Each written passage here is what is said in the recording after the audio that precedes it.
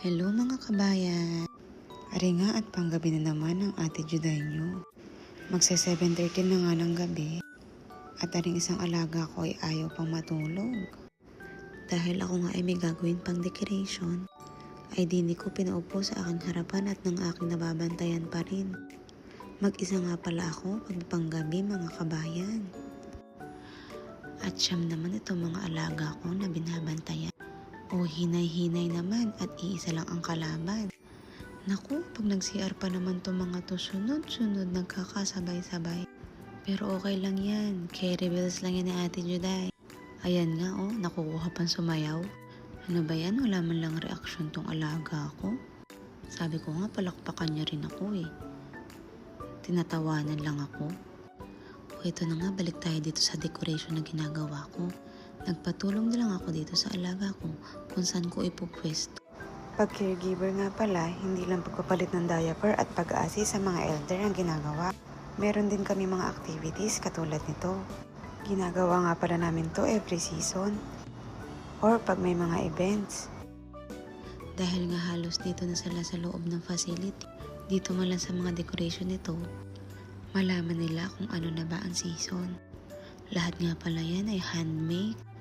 Or yun talagang mano-mano mo siya natutupiin, ididikit, gugupitin. Sabi ko nga sa mga hapon na katrabaho ko, bakit kailangan pang gawin to? Bakit di na lang bumili sa Daiso? Para ididikit na lang. Pinairal talaga yung katamaran Joke lang po. First time ko nga lang palang gumawa ng ganito. Simula nagtrabaho ako as caregiver.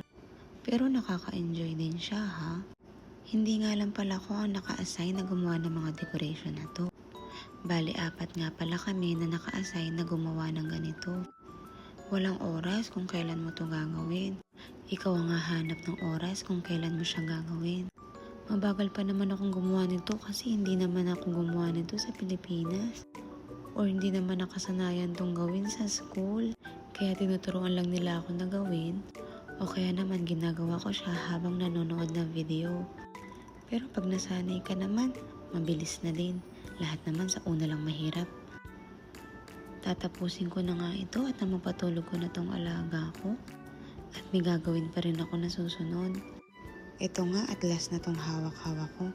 Tinanong ko na yung alaga ko kung saan ko to ilalagay. Ay last na nga ito, dito pa ata kami matatagalan. Nakapag-decide din. Doon ko nga daw ilagay sa tuktok itong isang piraso na to. Ay, natapos din. Ayan, bahala na kayo mag-judge kung anong klaseng puno yan.